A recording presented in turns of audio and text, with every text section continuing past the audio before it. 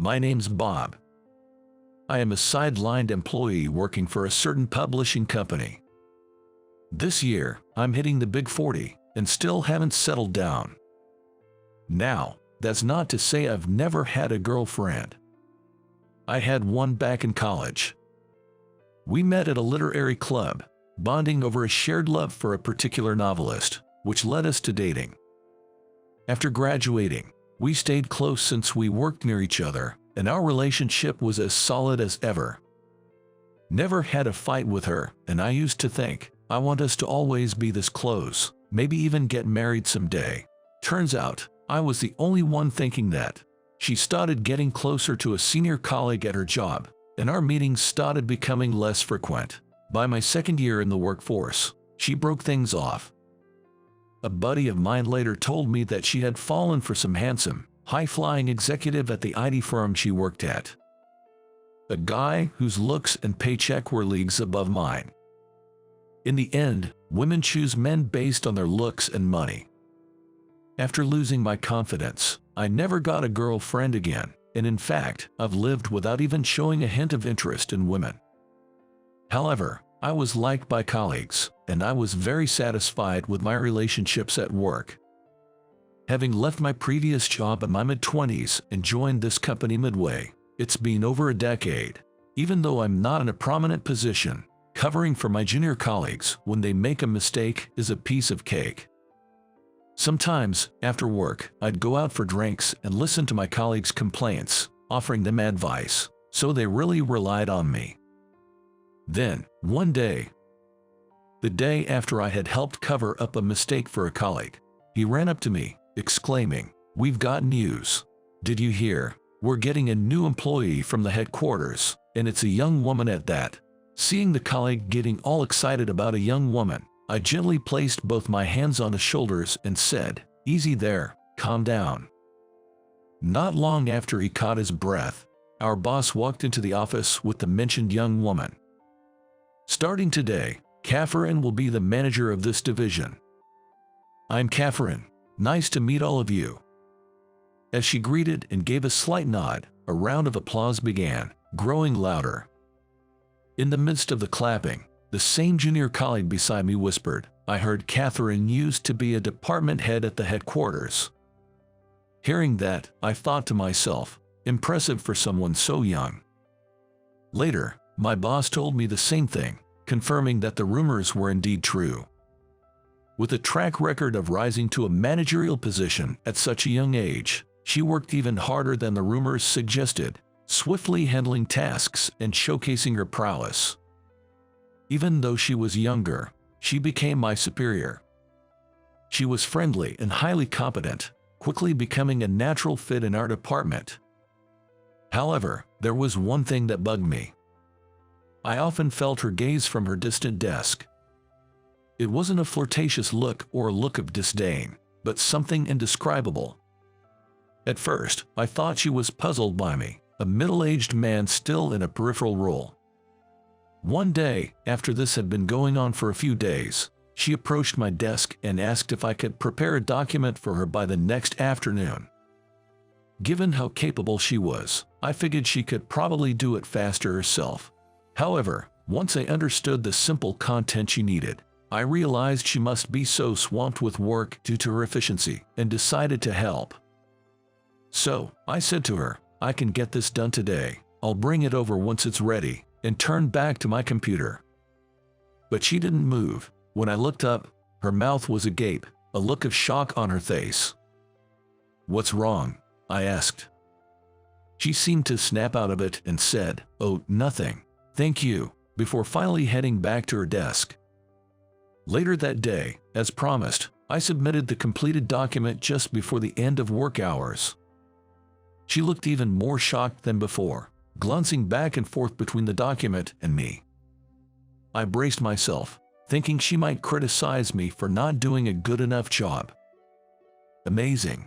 Those were the first words she finally managed to utter.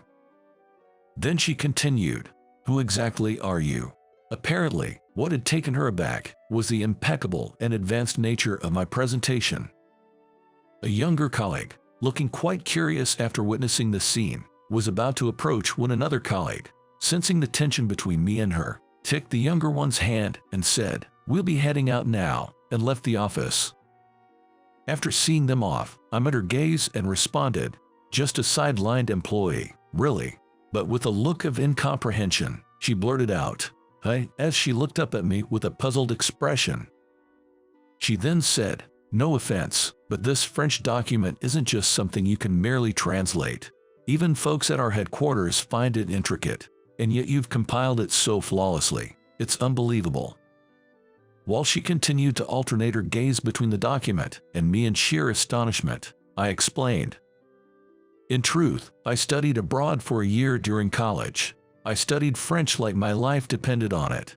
Interacting with native speakers during that time boosted my proficiency even more." Hearing my explanation, her expression of shock remained unchanged. "I get that you know French, but this document contains information that isn't just French-based. For a typical employee, translating non-French parts takes time, but you've done it so quickly. Just how many languages can you comprehend?"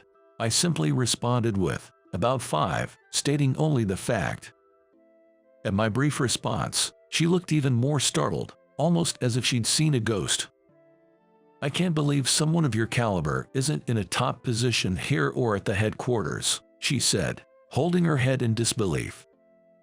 Simply stating the truth and receiving such a reaction made me feel like I had done something wrong. An awkward silence ensued. After a brief pause, she looked at me with a smile, as if to shake off the previous tension. She then began to reveal the true reason behind requesting the document from me. "To be honest, ever since my first day here, I've been astounded by your work ethic, Bob.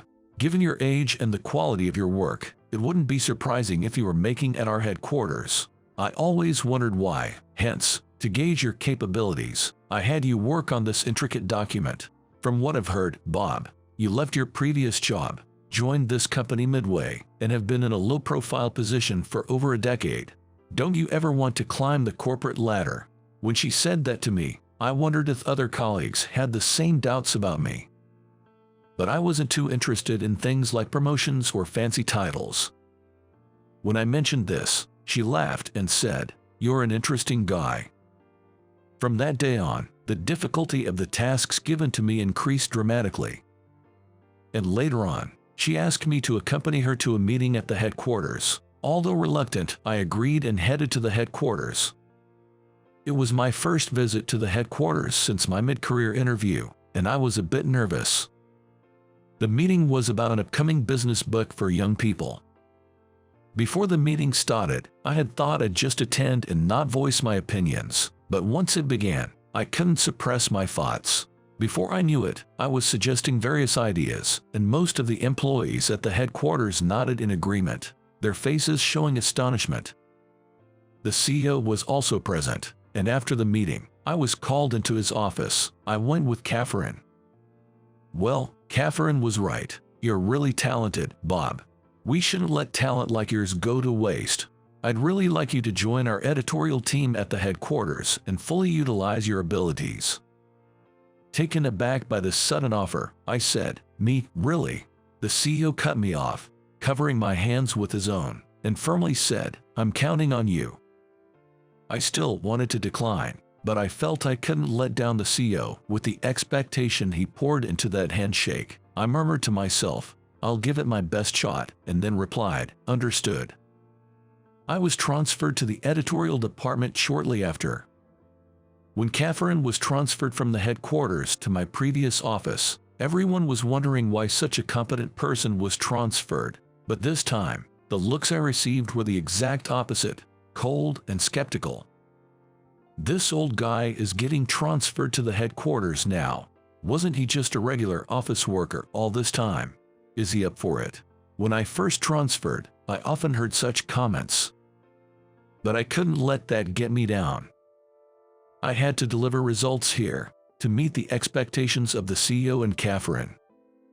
From then on, I worked tirelessly, paying no mind to the stares and whispers. The hard work paid off. Eventually, even the employees who had once looked down on me began to recognize my contributions. The sense of fulfillment in this environment was something I never experienced in my previous position. I have grown fond of this workplace. One day, after getting used to my role at the headquarters, I was having lunch at my desk. While eating lunch at my desk, I got an email from Catherine. "Want to go out for drinks after work today?" Thinking about it, since I transferred to the headquarters, I hadn't really hung out with Catherine outside of official meetings. I owe her a lot for how far I've come, so I thought it'd be good to go as a way of saying thanks. When I arrived at the designated bar, Catherine had already started drinking. Catherine noticed me and waved her hand with a relaxed expression that she would not show at work. "I've heard from the CEO and some folks at the office. Sounds like you're doing great, Bob." "Well, not really.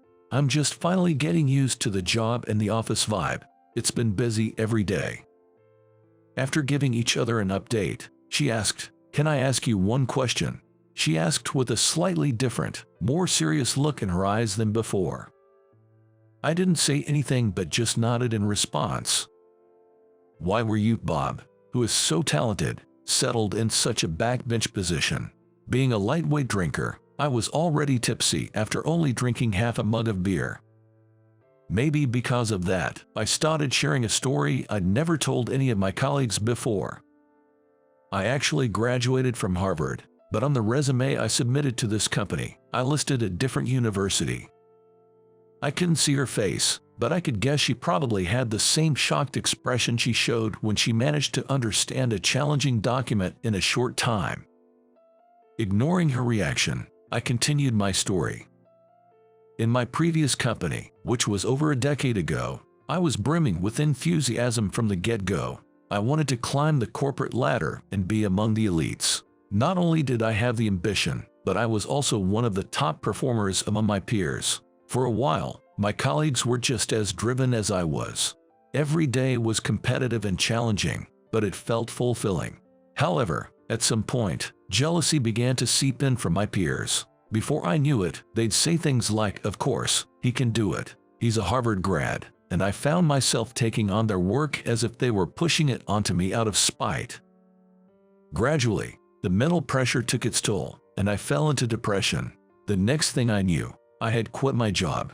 People had such high expectations because of my Harvard background, thinking I could handle anything. I began to wonder if it was better to pretend to be less competent to avoid the extra stress. That's why I hid the fact that I was a Harvard grad and lied on my resume. Once I finished my story, I looked over at her. She seemed more engaged than I had expected, and I felt reassured. "That sounds tough. I kind of get it now." Well, honestly, pretending to be incompetent and being a sidelined employee at this company was easy at first. But if I hadn't met you, I might have just coasted until retirement without ever feeling this fulfilled. While I initially felt out of place when I transferred to our headquarters, now I really enjoy working with my colleagues and the environment. I owe a lot to you, Catherine. I can't thank you enough. Expressing my gratitude was a big reason I came here today, so being able to convey it made me feel refreshed. As for her, she looked a bit bashful and humbly said, "Oh, please, I didn't do much," though her expression hinted she appreciated the compliment. We chatted for a bit longer before she suddenly remembered, "Oh, right. I invited you here today because there's someone I want you to meet, Bob." Apparently, this individual is a professor, also a Harvard grad like me. I heard that he is a well-known professor in the publishing world, and that books written by him are sure to become bestsellers. He can be a bit stubborn and difficult, but maybe he'll listen if it's you, Bob. A few days later, Catherine and I went to meet the professor. "Hello," Catherine greeted as she opened the door. The professor, seated and engrossed in a newspaper, looked up with an exasperated expression and said, "You again. I have someone I'd like to introduce today." Saying this, Catherine gave me a strong push from behind to prompt me forward. "Pleased to meet you. I'm Bob from TZ Publishing."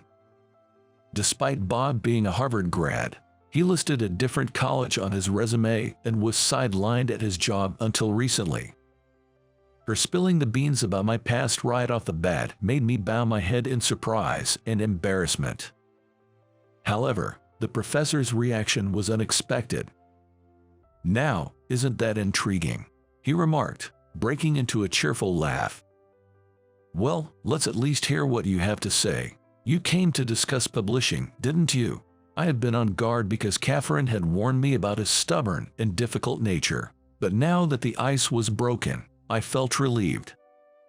Prompted by the professor, Catherine and I took seats across the table from him. I was anxious about the possibility of him diving into technical topics I wouldn't be able to answer. However, our conversation remained casual. We chatted about me, about Catherine, and touched a bit on the publishing industry, losing track of time. It was evident the professor had warmed up to me. "Man, Bob, you're not only entertaining, but also sharp. If you'd be the lead editor, I'd consider publishing with your agency." "Really?" "Yes, but if we're doing this, we're aiming for a bestseller. I don't want to compromise on the content, so give it your all, Bob. I'm counting on you." And with that, I had won his favor, and, just as Catherine had hoped, we got to discuss publishing. "We did it, Bob. With your persuasion, even that stubborn professor was moved." I modestly replied, "It wasn't all me. I didn't do much, but deep down, I was ecstatic like never before. I couldn't believe I'd have the chance to work with such an esteemed individual like the professor in my life. The thought alone made me look forward to each new day." The business book for young adults that the professor and I collaborated on was a massive success. I was convinced that, with the professor, we could produce future classics, and so I delved even deeper into my work. That effort was never in vain. The books the professor and I released kept hitting the bestseller list, and my presence in the editorial department had grown immensely compared to before. And when I say it had grown, I don't just mean in terms of prominence. The sense of fulfillment I felt, something I would never have experienced in my previous job or back when I was just another face in the crowd, was incomparable to the past. Later on, my relationship with Catherine evolved from work colleagues to dating. Now, we're married and have been blessed with a beautiful daughter. My life, which was once set on coasting through average days until retirement, underwent a significant transformation after meeting Catherine and the professor. I hated my job because of my excellence, and at one point I even gave up my hard-earned title of Harvard grad. However, I was able to change thanks to encounters with people who could be described as fate. I was just lucky to have a fateful encounter, but when I see someone wanting to change their situation now, I want to tell them this: don't fear change, take action. Just waiting for an opportunity might mean you only get your chance after turning 40, or perhaps you might never find it in your lifetime. While 40 isn't too late, it's always better to grab chances sooner. If you seize opportunities early, you can enjoy longer and more fulfilling days. To those who are content with their current state, I'd like to ask, is that truly the best you can do? Thanks to the professor, there's no denying that I've become known as an editor with a string of bestsellers. But since the day the professor told me he liked my work, I've poured my heart and soul into my job day and night. I can proudly say that this hard work, while modest, has definitely contributed to the success of those bestsellers. Because with each book, I've given it my all. So, take a moment to reflect if your current situation is truly the result of giving your very best, and if you feel there's more you can achieve, that you are not at your limit, then I urge you to act now. Effort is always rewarded in one way or another. If my life, where I even falsified my education to become a sidelined employee, can change so drastically from just a few encounters, so can yours.